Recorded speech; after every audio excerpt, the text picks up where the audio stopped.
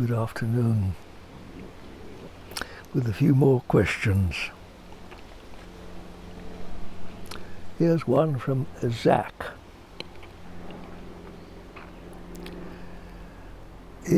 Here's a question I've been wrestling with for a number of years.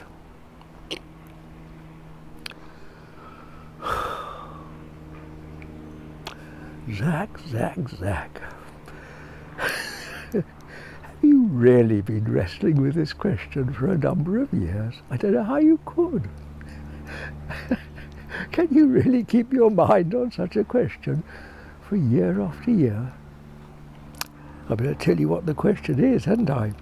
Is it possible to be grateful and not content at the same time?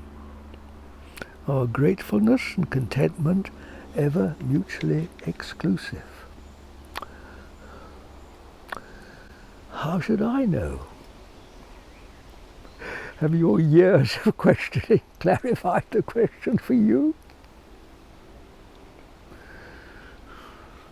I have to read it again, I can't understand it. Grateful and content.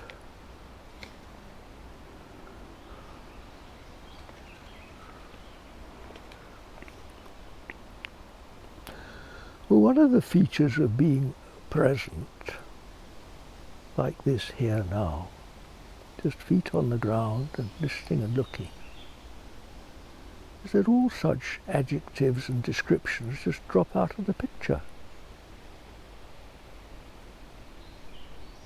don't they?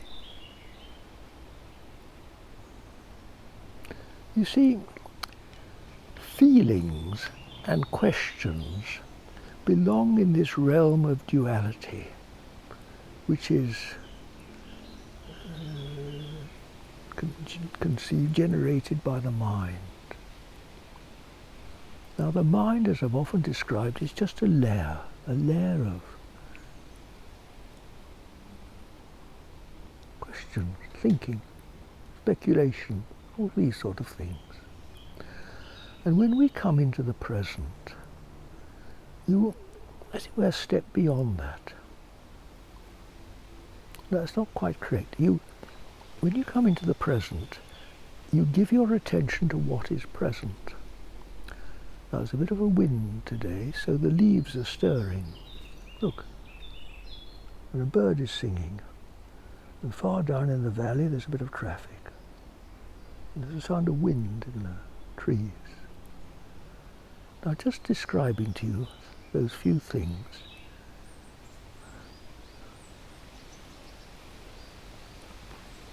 did I say anything about being grateful or content? You know, these questions just drop out. You forget about them. They're nothing to do with it.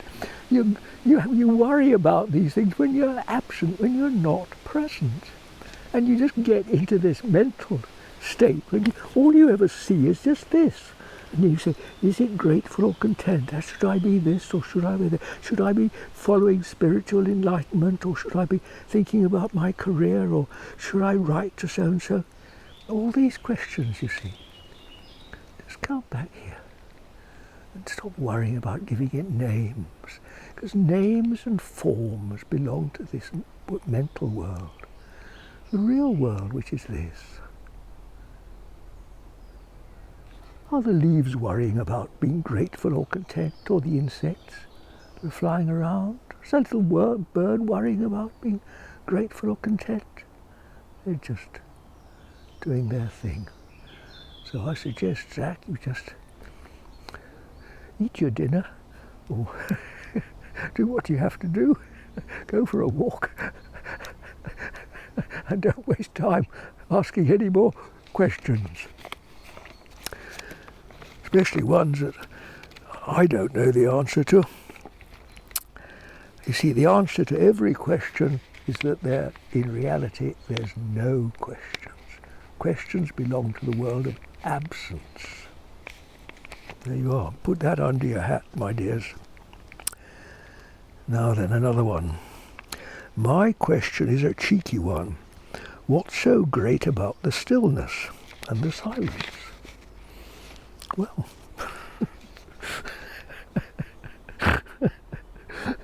in one sense, absolutely nothing.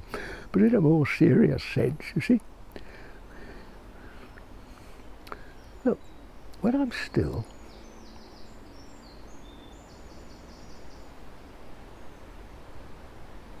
now you tell me, where does stillness end?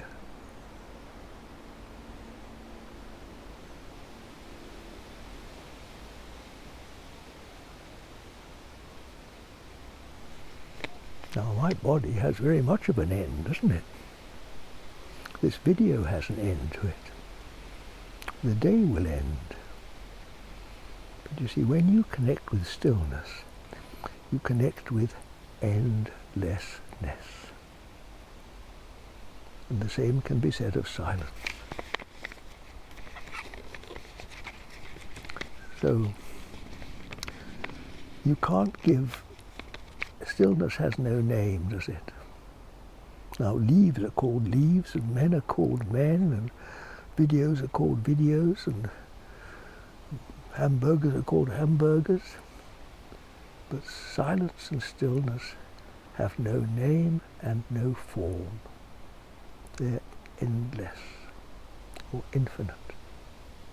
And that is the greatness that ultimately we all long for. Because human life is always trying to condense the true greatness of man's true nature, his spiritual nature, into this little, tiny little box called me. And that's why we have problems.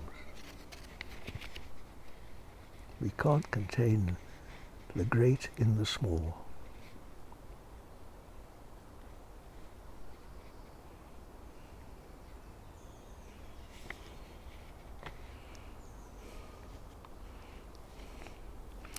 It's perfectly well for an 80-year-old man to talk about the work being this presence.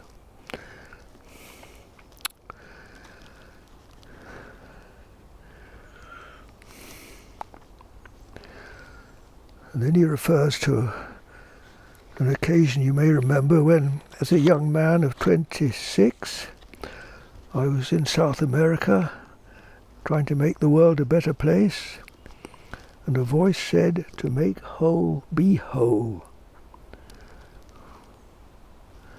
How do you know this is what is meant? I suppose you mean, how do I know that this stillness, this presence is what is meant? What if there's something else?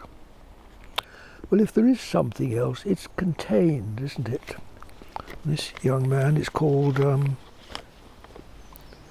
Greg. You see, all other and all else is contained in the infinite one. And we could refer to it as stillness or listening or space or spirit or whatever you like, really. So, what if there is something else? I'm sure there's lots of elses and others, because the mind is manufacturing these things all the time. But they're all contained, so it doesn't matter. There's always this that's beyond, which is the silence, you see. The question's what is. It's a question, isn't it? Beyond the question, you come to silence or stillness. Is this what is meant? Well, I don't know anything better. Maybe there is. If not, I'm still learning. It's taken me many, many years to understand that little phrase, to make whole, be whole, as well as I do now, and I don't make no claim to be at the end of the journey.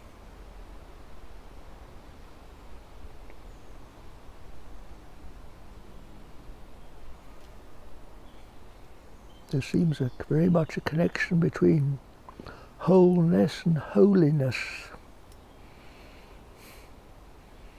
And who can say they're holy?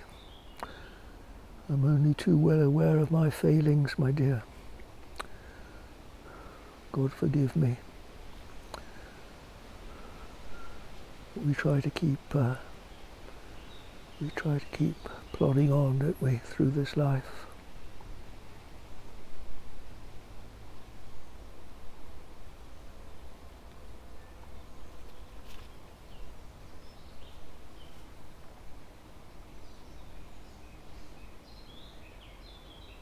Another word for silence and stillness is rest. Because when we connect with that, we do rest. And rest gives rest from all these anxious questions, what if, what about. You come to peace. And that in itself